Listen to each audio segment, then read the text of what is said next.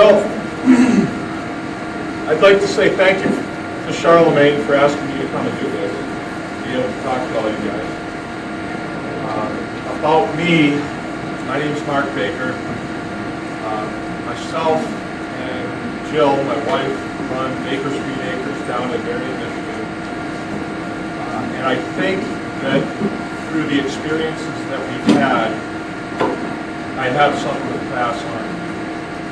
And so I'm hoping that as a keynote speaker, I can inspire you and give you something that you can take with you that will assist you on this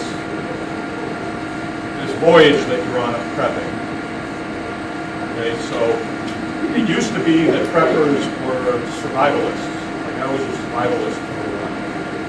And I don't think that I went to survival training or anything, but I was a Boy Scout and started out there. And then I went into the military and I stayed there for 20 years, so that gave me a lot of training as well. I've got 3 things that I'd like you to take with you. And I'm going to go on for maybe a half hour or until I'm out of gas, and then I'll take your questions. Because in the question period, that's when we get a lot more information out. I think you're going to find that you have a lot more power than you know. This speech I'm going to do. We run an outfit out of the farm where we train people how to do farm things. So I make my living full-time as a farmer. And we have beef, pork, chicken, milk cows, compost. We have a butcher shop. We have a custom chicken processing business. And we teach. We do all those things. And the latest thing that we're doing now is milking that's really taking off. So you've noticed the latest onslaught against raw milk from the CDC. Don't drink raw milk. Drink Mountain Dew. So my first point is I hope you've been watching this slideshow that Joe put together. And it shows the things that we do. So this is our raw milk operation. Raw milk is a really good thing. It's the way that it was designed. It's got everything in it that we need. If you don't want it, don't get it. But it is good stuff. Next.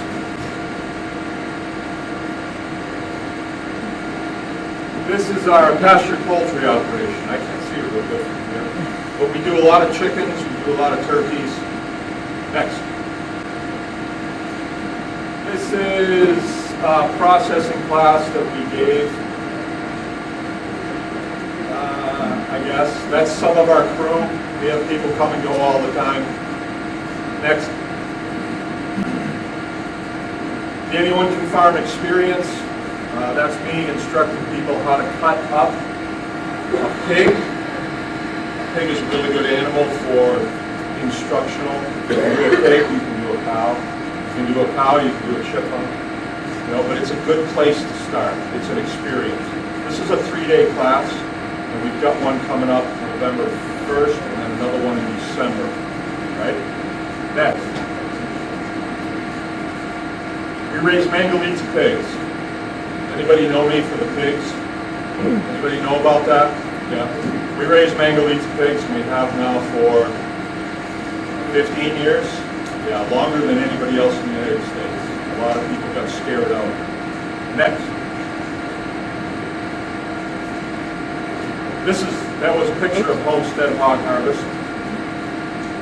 This is a picture, a drone, give that one. It's a drone photo of our farm. And these 3 fields that you see in front is my rotational feeding system with pigs.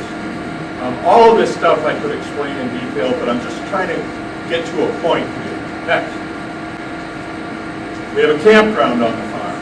Really nice when people want to have the whole experience, they can come and stay with us. It's cheap. Next. Beef cattle. We raise beef. We also process. We have a little store on the farm, and we are able to sell stuff. Next. Milk cows. Oh, that's the overall drone footage. It's a 80-acre farm that we purchased when I got out of the Air Force in 2004. So we've been there for 20 years, and we just recently added on the 80 next door. So now we're up to 160, give or take. Next. Winter Mangalitsa pigs. We farrow them all the time. We just keep them together as a group, and they farrow and farrow and farrow. We sell the wiener pigs, we sell the meat, we sell the adult pigs, we sell breeding stock. Next. These are my kids. That's my grandson in the middle. A farm is a great place to raise kids. When I was in the military, I would have to assess young men that were coming to work for me. I'd look at their hands, and then I'd say, "You didn't by any chance grow up on a farm?" When they said, "Oh yeah, I did," I want you. You know, that's a guy that you can rain on him, you can drop bombs on him, but he will still cock his head, hat to the side, and say, "Yep, we're going to get her done." Next. That's my son Jim. He's 15. He's actually at the farm right now milking. And these are some baby calves that were born a short time ago, and Jim's grabbing the calf to get it away from his mom. Next. This is making biochar. We make charcoal. And charcoal is something that we put in our animal feeds, we put it in the soil, and it's a fertility enhancement product. And that's my youngest son Frank right there on the right. He's running his deer butchering business as we speak. Somebody brought a deer in last night. Next. Chicken tractors. We raise chickens out on the field. So they're not in barns, they're in these frames. We have many more than that. And they have no bottoms in them. So the chicken's manure is being spread evenly. The chickens eat the grass, which keeps them healthy. The manure becomes an asset to me instead of a liability. And there's a lot to know about that, but I'm just hitting the mountaintops right now. Next. These dogs, we have these white dogs, they're Great Pyrenees, and they're security. They take care of security. With so many animals, predation is huge. It brings predators right to us. Next. That's me with a steak, one of my favorite things. And that's Jim and Frank and me. We just hung the beef up right there. That's where we do our butchering. Next. This is one of the classes that we did maybe a year or so ago. And our hog processing classes are usually 12 to 14 people. And we start with 2 live hogs. And when we finish, we're making sausage and bacon and things like that. And it's a very unique class across the United States. We're one of a couple people that do it. And it's reasonably priced. And as far as a prepper goes, beans and bullets are good. You've got to have them that short term. But if you can do this, you can survive. This is all about surviving. Next. That's a pig that's been cut up into primals right there. This is one of my sons. It's in the Air Force now as well. It's been in for 6 years. That's quite a while ago. This is my youngest son, and he's raking hay. I think it was this past summer. And here they are butchering chickens. So you can tell that it's a family affair. You know, they're all getting involved. They're all getting trained. They're all skilling up all the time. That's me in front of my biochar maker at night. Kind of fun how hot it got. Next. That's my grandson standing under a 2,000-pound animal hanging there. Next. That was us putting in a well point. Next. These are some of the various things we have on the farm. That's where we do a lot of our maintenance in that middle building. That truck is a truck that when I retired from the Air Force, they gave me $7,000 to move my whole family. And I think we had 6 kids at the time, 5 kids. And so I bought that truck. And we moved all of our junk with that. I guess they figured I would use like moving. Next. That's just us, me and us. Next. This is an overhead view of the chicken tractors that are moving to the west, and you can see the trail behind them of manure. And their manure, if it's spread lightly, really enhances the growth of the grass. It enhances the soil content very well. Next. That's my family, Christmas last year, I think. Next. Is that it? Okay, well, the point. This is the first point that I want you to grab if you want to survive. If you want to survive. And out of everybody in Traverse City, you're the only ones that want to survive. This is a Preppers Expo. The first principle, and I think you can write this down, is do the thing. Ralph Waldo Emerson said, if you do the thing, you will have the power. Do the thing, whatever it is. It might just be growing tomatoes in a bucket, but that'll lead to the next thing. This is why I can be up here. I wanted you to see that because I want you to know that I do the thing. 20 years we've been at Bakersfield Makers here in Michigan, and it started out with showing up and sleeping in a tent in the backyard because the house was too close for us to live. And it's progressed. You're all welcome at Bakersfield. You can see every year we make gains. And now we've got something that, from a prepper's point of view, I don't think I'm as worried about what's coming as you guys are. You know, and that's really where you want to be. I don't have pallets of beans and bullets. I have some, but I have the ability to produce. And I can produce as long as I need. You hear in certain circles the word sustainable thrown around. And it's almost like a buzzword. It's a lefty buzzword. By the way, this is a free speech zone, First Amendment, so if you get offended, tough. I'm sorry. But you hear sustainable, but what that means is with just what I have on that farm, I can continue to move forward. I can get by without fuel. It's not going to be as much fun. It won't be as easy. But I can do it. And we can keep going. We'll have to adjust to make it easier or build new wheelbarrows, but we can. We are sustainable. Not completely, but sustainable enough.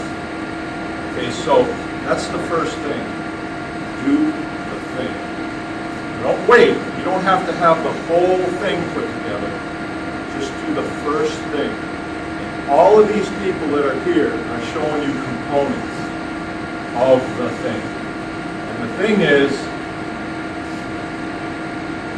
Survivor Island. Worst case scenario, this is Survivor Island. Best case scenario, we're prepared. And nothing happens. So, as a farmer, I'm a prepper because I'm always preparing for the next thing, the next season, the next drought, the next storm, the next windstorm that comes through, the next government bureaucrat that wants to get in my business. I'm ready for that.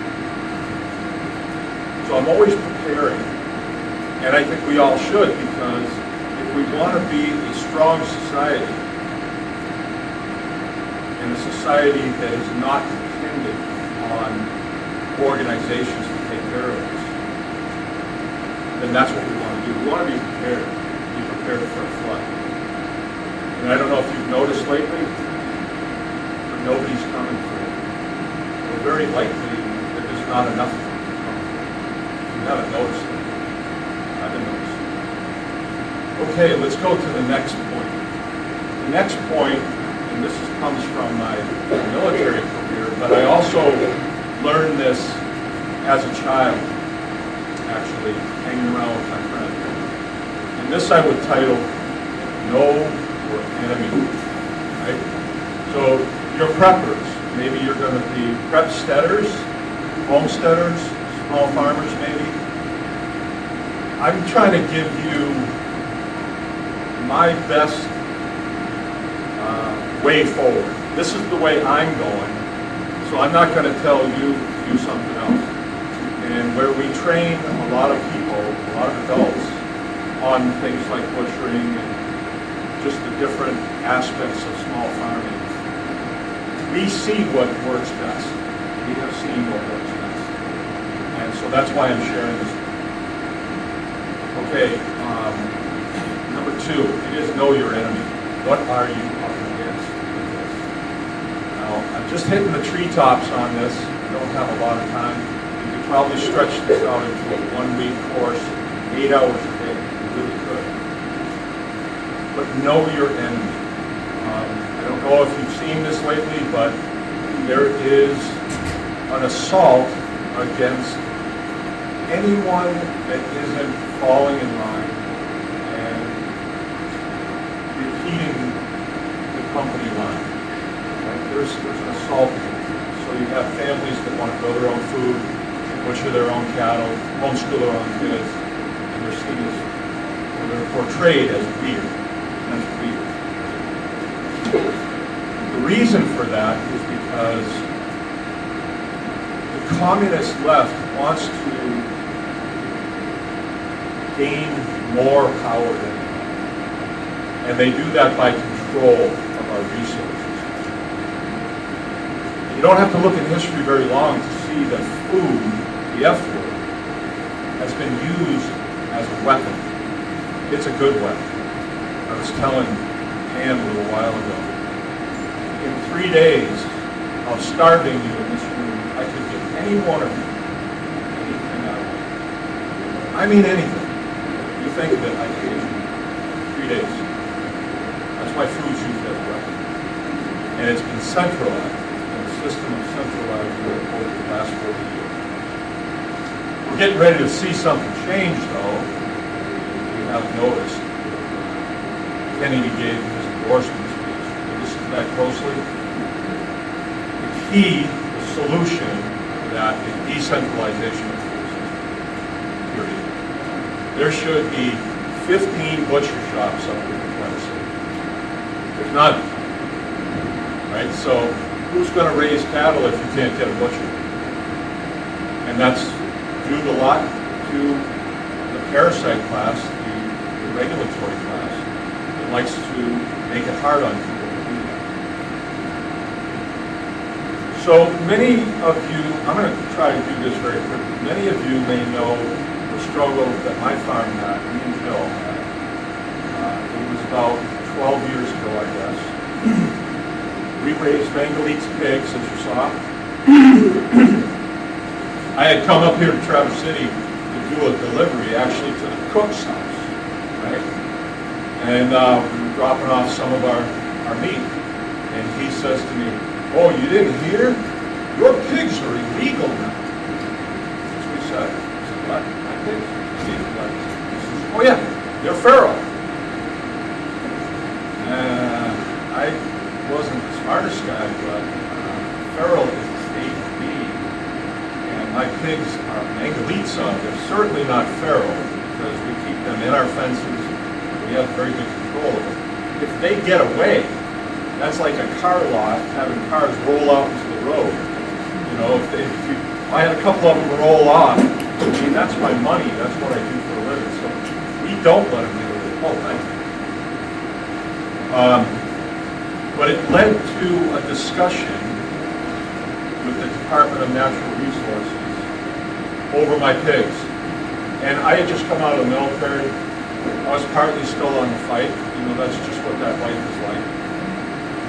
And they treated me like I was a petulant child. And these are men in uniform, you know, similar to a uniform that I wore for 20 years.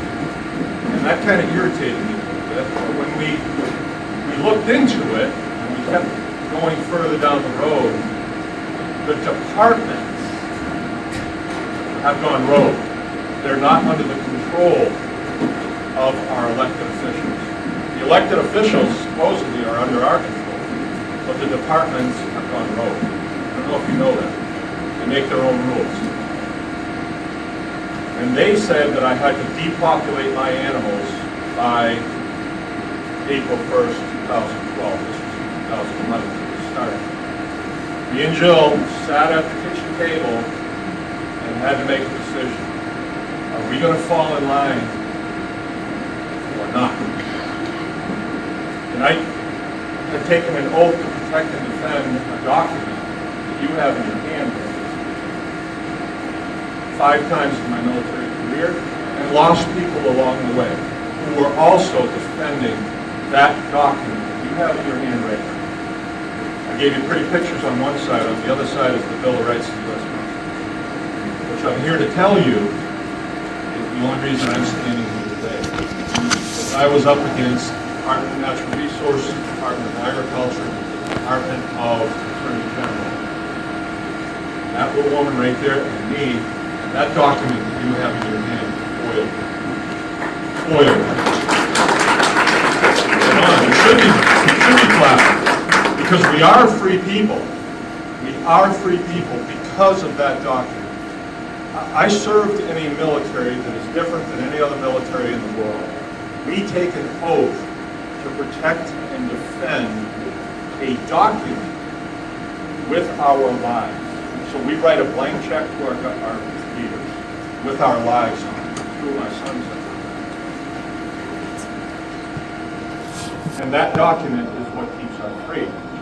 It's a weapon against the bureaucrat class. It's a weapon against the parasite class and the sleazebags that find their way into these organizations. Sleazebags, yeah, a lot of them are down too. Here to tell you, a lot of them are. And that, what that document is a contract. Now, see if you can follow me on this one. When I came in the military, I had to take an oath to protect and defend that document with my very life. Right? I did that 5 times. So I'm holding up my right hand and I'm saying, I swear to do this. That is a contract. I just made a contract with the military to do this. If I violate that contract, I break that contract, like you've heard, well, they're going to get the military to confiscate weapons. That's not how it works. We all, as military members, know what that document says. We are all very well aware of the Second Amendment. We're all very well aware. I'm at a commander's call and the commander says, well, this is what we're going to do today, fellas. We're going to confiscate weapons. All these master sergeants right in the front row would charge that man and tackle him and put him under arrest right then. That's how it really works, right? Because we all know that if we're disarmed, we're what? You know what the word is. We are if we're disarmed. We've seen it happen. Come on. That's what happens. They disarm. Why do they want to disarm you? Is it conservative? Well, we all know now, right? This has been the Great Awakening that we've just gone through. Maybe I'm a little ahead of all of you because I went through this pig thing with the state. So anyway, what happened with the state was me and Jill just said to the Department of Natural Resources, no. We left it right there. We're not doing it. And then they sent a letter to us saying that they were going to arrest me on the 12th of April 2012. That was when they were going to arrest me. And I said, I'll be waiting for you. I'll be waiting for you, boys. I know I'm better at this than you are, but I'll be waiting for you. Because if a Department of Transportation, Department of Natural Resources, Department of Agriculture can say, you can no longer drive red cars because we don't like them, where are we? Are we free Americans? Or do we work for them? Now here's the good news. They take an oath to the Constitution too. But then what they do is they lay another contract over the top of it. See if you can follow me on this one. This is a good one. You have the right to travel these roads out there. What's that right come from? The right to travel? comes from the Constitution. You have the right to travel. But then the Secretary of State says, yeah, but you need this license. And that license has a bunch of rules in it. And they have men driving around in cars and breaking rules. You've already agreed to pull over when you see those lights. You agreed to do it. Right? So I don't like to throw stones at the state police because they were good to me. DNR, no. No. Enemy. They're the enemy. Department of Agriculture, enemy. They are your enemy. And somebody might say, my Uncle Tony is in the Department of Agriculture. He's a really nice guy. He's on the wrong side. He's on the wrong side. I don't see a Department of Agriculture booth here. Shouldn't they be here at a prepper deal? Talk about food and how you all need to be producing it? Or no, let's just have one or two people produce it in the whole state. Why do they do that? They can start. And they're in it. And I know this to be fact because I went through it. What they foisted on Jill and I was, your pigs, this is what they said, your pigs, because they have certain characteristics, they have straight tails, they have curly tails, I'm not kidding, they have distinct skeleton structure, because they had 9 characteristics that they gave out. Almost sounded like they were describing salt. Being that long. Oh yeah, they use the same trick in the book all the time. Well, they said that our pigs were feral, and that we had to dispossess them because they said so. Because they said so. And you know, me and one other farmer in the state that said no. And I did that because I said, what are you going to do? What can you do to me? I really wanted to know, what can they do to me? Can they just come on my property and take my stuff? Anybody know? They're holding a document that says no. Fourth Amendment says they can come on your property if you invite them or they have a warrant. And it takes, what does it take to get a warrant? Read the Fourth Amendment will tell you. But that's a criminal thing. A regulatory thing from some state agency. Why should I even read it? Why should I even read it? But if you do, and you engage in the conversation, that's a good word up there, Travis. Engage in the conversation. If you engage in the conversation, you're a fool. You're a fool. You have a right to your property. So long as it's not illegal property, you can't have C4 explosive. There's certain things that are controlled, you can't have. But legal things, you have a right to those things. So I want to note this is under Know Your Enemy. This is a deep subject, but basically Jill and I won because we stood our ground. We stood on the Fifth Amendment. We said, no, my property's mine. You can't have it unless you can take it. And one of you, I guess your buddy, not mine, Bill Schuette, was the Attorney General at the time. And I hung every sin around that guy's neck. He was up between a rock and a hard place. And I was one of the two. And, you know, he didn't make it into the governor's mansion. So this is kind of a word to the wise. At the time, the GOP was not my friend. They could have been. They could have been, and they should have been.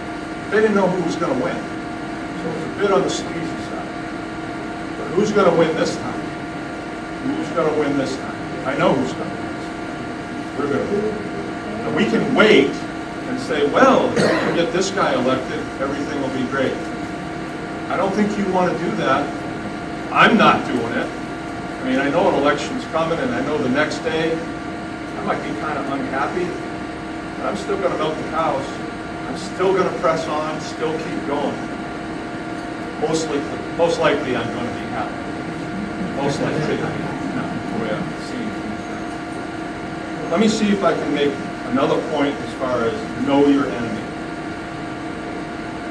The Fourth Amendment either grants or rescinds access. Think about that word, access.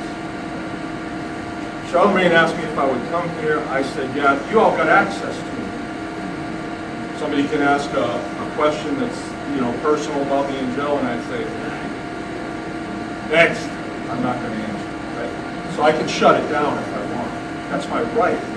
You can't put me under a light, force me to answer questions. Now think about, and I know some of these questions are coming, I'll raise a flag when you ask me, but when we get into farming and producing food and butchering animals and milking cows and making butter and kefir and all this stuff, people always get scared. You get scared. You don't get scared when you're cutting hay. You don't get scared when your dog has puppies. You don't get scared when you're shoveling your driveway. But why is it when it comes to food, you get scared? Because they did it to you. Why? Because they're running an op on you. They are running an op on you. And you might say, well, Robert Kennedy, he'll save us. You've got to save yourself. You've got to start growing food. This is my advice. I mean, I said I wasn't going to be dogmatic like that. I do it, and I recommend my friends do it, and that is the way that you fight back. That's how you fight back. Because of the Fourth Amendment, the Department of Agriculture is irrelevant. Think about that. So they come to your property, we hear you're making butter here, pal, and you say, beef. Private property, Fourth Amendment. They have to be, don't they? Don't they? They do. These amendments aren't fun. They're not just for fun. Who's packing it? How many of you guys got guns? Never mind.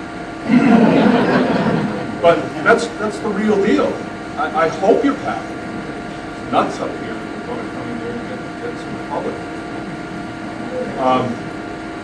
But because of the Fourth Amendment, and you're on private property, Department of Agriculture is irrelevant. See, it's not just we have to defund them and string them all up. We don't need to do that. They're irrelevant. They have no authority on your property because of the Fourth Amendment. Now, if you get in a contract with them, you get a license, a warehouse license, butcher shop license, a food processing license. You do that, then they have access to you because you've given it to them. Can you operate without a license?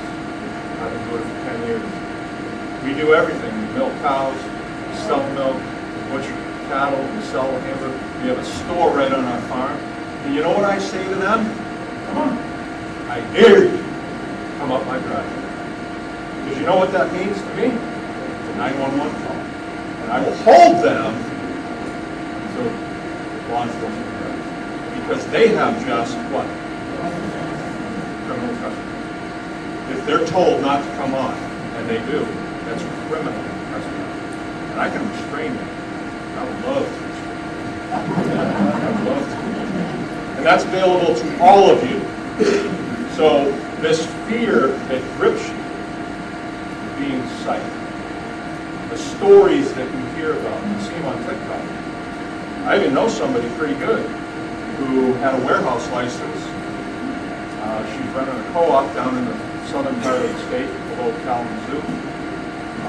Had a warehouse license, so the inspectors from the Department of Ag had access to come in. When they come in, what do? Oh, what do we got here? What do we got here? Oh, so who's working for who in that case? Are you an independent person? Business person in that case? No. That is actually fascism. You guys know what the definition of fascism is? Privately held government run. So they go calling people fascists all the time. They don't really know what they're saying. I mean, I'm serious about that. Okay, so know your enemy. What's the solution to your enemy? You're holding it.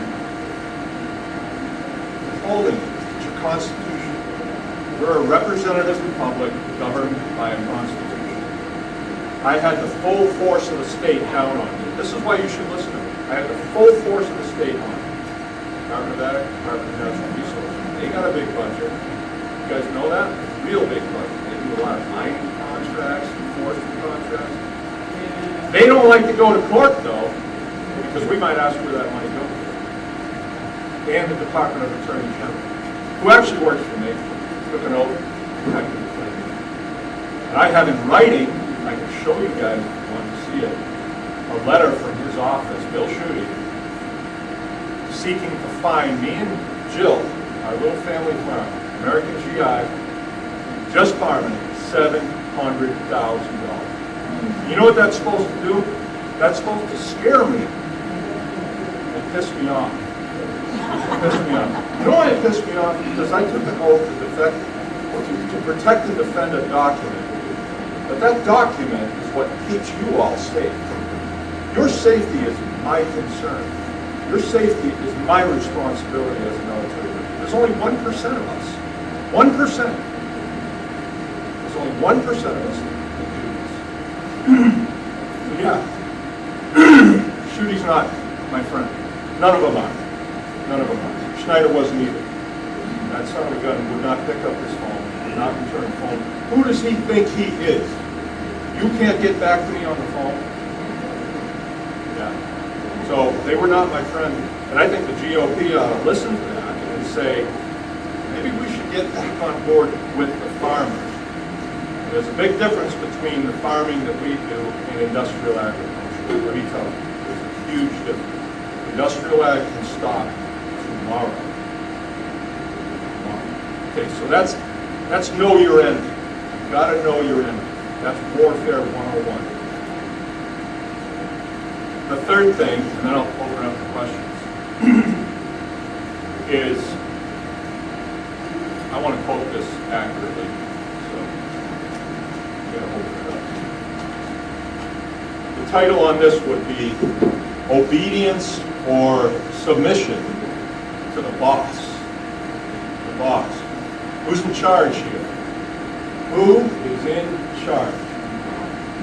Right? And I'll bring that up this time. So I get up in the morning, I walk out, we have all these animals, all these processes going on the farm. Believe me, it took 20 years to get to the point where I can juggle all these balls. But now I can come out the door, and I can feel something wrong. I can feel if there's a cow that's on the wrong side of the fence or something. I hate getting phone calls early in the morning. Who created those animals? It wasn't me. I can bring water to them. I can bring hay to them. I can stitch a wound. That's about it. Everything else that happened to those perfect, beautiful animals is above my pay grade. I do what I can, but it's way above my pay grade. I know this person is above my pay grade. I like to think that I'm in charge, but I know I'm not, because I submitted a long time ago to the creator of the universe. Wow, that took some guts, you know? So who do I work for? I work for the creator of the universe. I was thinking about this, Charlemagne asked me to do this. It sets you to thinking. I want to say this, I want to say this. I want to lead an insurrection. But this is actually a message of love. It is a message of love because we have to be a balanced creature. We have to be a balanced creature. I think there's many men in this crowd right here that are very evil people, very dangerous individuals. I know I have that tendency, but I'm restrained. And I will love first, but cross me like they did before, and you're going to see the warrior. It'll be your worst nightmare. Absolutely, it'll be your worst nightmare. And fear works both ways. Works both ways. So this part of it, I think, is where you have to be bold. There's even in my conversations with you all today here, it's when we start talking about something, oh, we're not supposed to be talking, oh, we don't want to saying sexual. We don't want to say it. Baloney. Baloney. Are you afraid you're going to be canceled? Nobody can cancel me. You know, I know there's a boogeyman out there. I know I have an enemy. But who do I work for? Right? You ever know someone like that that would be like, well, I work for the governor's office. I work for the Republican Party. It's impressive. I work for the God of the universe. But, you know, it works two ways. It works two ways. If you take it seriously. I was coming home the other day after I was thinking about the chat that we had. Me and Charlotte pulled up, and there was a dumb turkey on the wrong side of the fence. And all he has to do is walk around. And he can get back on the other side of the fence. And I thought, my first thought was, heck with you. Find out, you'll find it out. But then I thought, who owns that turkey really? Who created that turkey? So I got the turkey, caught him, put his wings where we were supposed to be. I took care of it. When I did that, I realized that I was aligned with God, because I took care of one of His creatures. So when I go into something like this, and I think, well, there might be guys in the audience that are going to slash my tires, go for it. Go for it. I'm not afraid. I work for the top guy. So the verse that I found, or that was ringing in my head, was John 10:10. It's like, the thief comes only to steal, kill, and destroy. Sounds like the Department of Agriculture. It really does. If you know that. Same thing being on. But I came that you may have life, and you have it abundantly. So we live in a very abundant world. But I think we've been talked out of it. We've been talked into austerity. We've been lied. Okay, I'll take questions. This is where it gets good. This is usually where it gets good. I'm not a public speaker. I actually am a farmer, so I can say whatever I want here. And if you don't want to have me back, it doesn't matter. Yes, ma'am.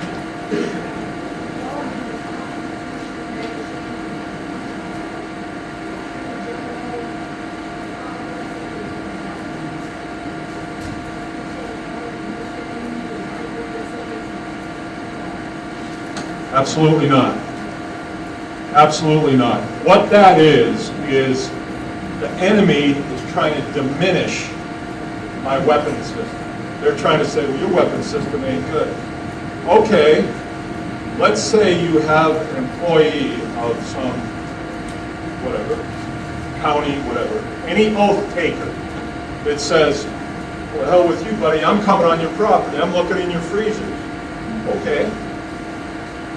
I'm going to sue you for everything that you have. We have done this, not Jill and I, but we've advised people on it, because we learned a lot through the process that we went through. I'll give you a great example. A woman that lives in Televa, we did a consulting for her. She wants to have a dairy. She lives in an agricultural area. She's 60 years old. And I said, hey, you know what you could do? You could have a campground. That'd be really cool. You have a campground. You could make some money. She's trying to feed her family, for goodness sakes. Township supervisor swings in and says, well, you can't do that unless you get a special use permit from me. $50. He wants $50. So she came to me and I said, sue him for his net worth. She said, wow, that seems kind of steep. The punk was only worth about $250,000. That's township supervisor in Colorado. He's under contract. He took an oath to protect and defend her constitutional rights. Does she have a constitutional right per the Fifth Amendment to welcome a camper on her property and collect $25? I think so. But this son of a gun said no. But when he got a letter in the mail, like addressed to him for his net worth, that made him sit up straight. Now, she might not win because you've got a stacked deck with judges and everything. You might not, but Junior's going to be thinking about that before he goes to sleep every single night for about 6 months before he has to appear. Oh yeah? So you think he'll do it again? What he did was he dropped the conversation. So he went from, every time you have somebody camp on your property, I want $50, to, let's not talk. That's the Constitution. He is under contract. Okay? So we don't know what happened, but I reckon he went to the county attorney and said, hey, I need a hand. The county attorney most likely said, you're being sued individually. You're on your own. You gotta get a lawyer. Well, that's $5,000 now. That's the power that you have. That's the power that you have. Next. Aircraft maintenance. $1 million. I did a lot. I started off with aircraft maintenance. Next. Don't make me call on you.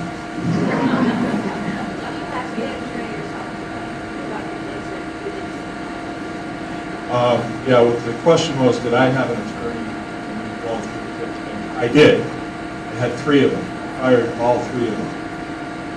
What happened, what we know now is lawyers in the state of Michigan can practice in this state. So they're actually what? Licensed through the state. So you hire a lawyer and you pay him a lot of money to sue the state. And the Attorney General has a backdoor channel to that attorney. So you'd think the lawyers would say, oh, don't worry, they can't do anything to you. The Fifth Amendment's going to protect you. You would think. But they don't. They take the conversation in a different direction. My attorney said, well, this is void for vagueness. I don't see that in the Constitution. This is capricious, he would say. I've never heard of it. Oh, so we're going to win because it's capricious? You bet. He even said, they're going to make you a rich man. He said, I made my lawyer a rich man. It cost me and Joe a lot of money. That helped. But it still cost us a lot. So the attorneys were not necessary.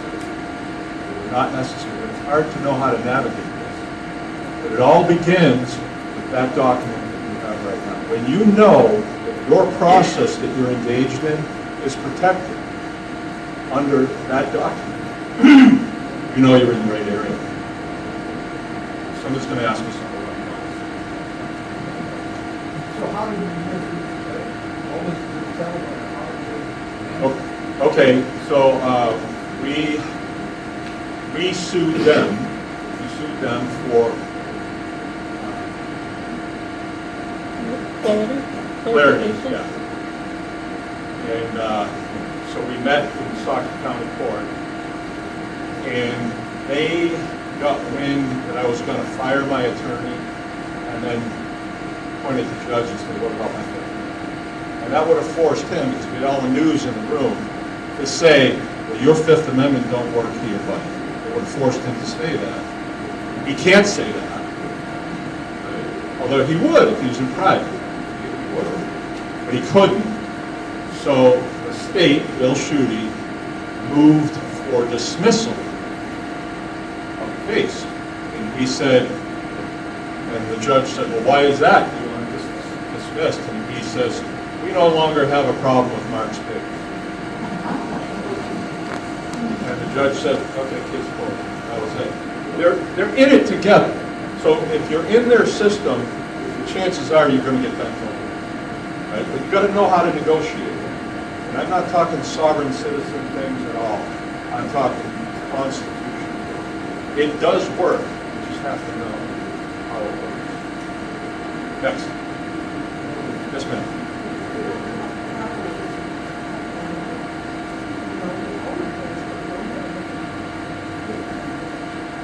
How big a property do you have? An acre? Well, this is titled Solutions. What's the solution? Okay? Solutions, all solutions. Chemtrails in the air. Chemtrails. There's solutions.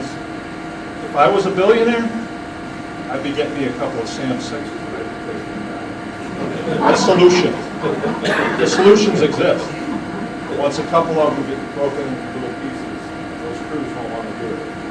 Okay, so there's solutions to everything. You'll notice in the news and the alternative media, you're listening to Tucker Carlson. I like them, but a lot of times those presentations get chopped. So it's like this and this and this and this and this and this and this is wrong. This is terrible. It's wrong. It's pitiful. Then it gets chopped. We have to get into solutions. We have to get there. Because if we don't get into solutions, our morale is dragged down. Have you ever heard of the Tokyo Rose effect? Probably not, because I kind of made this up. Okay, during World War II, troops that were taking the islands on the way to Japan could not get radio transmission from the States because they were closer to Japan. And they liked to listen to Benny Goodman and, you know, all those big band guys.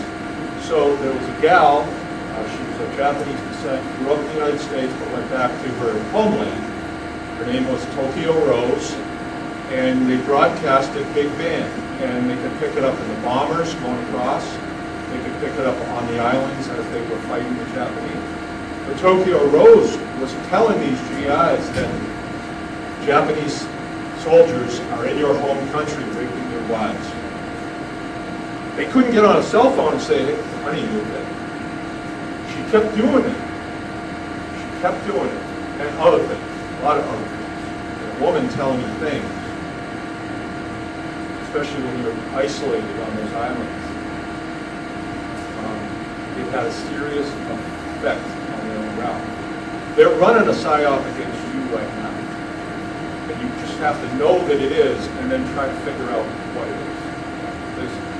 There's 10 of them going at a time. You know, COVID, okay.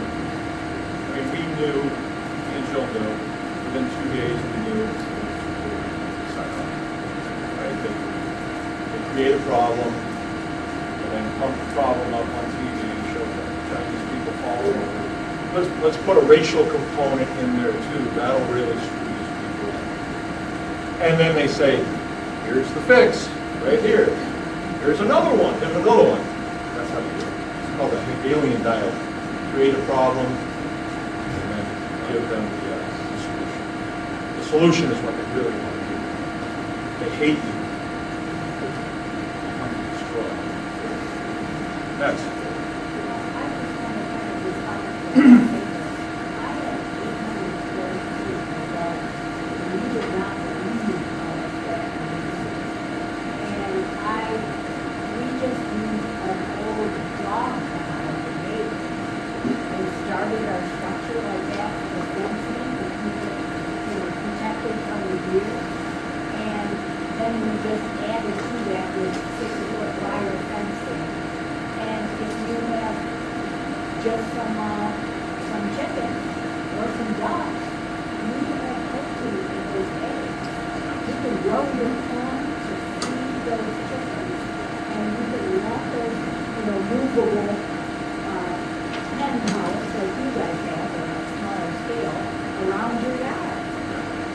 There's a book called Gardening by the Square Inch.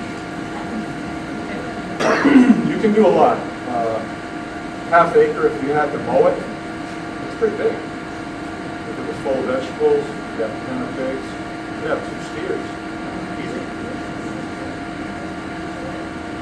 Oh, HOA? You already... We signed the contract. You signed the contract. Okay, I got 5 minutes. The lady just told me 5 minutes. Just a minute.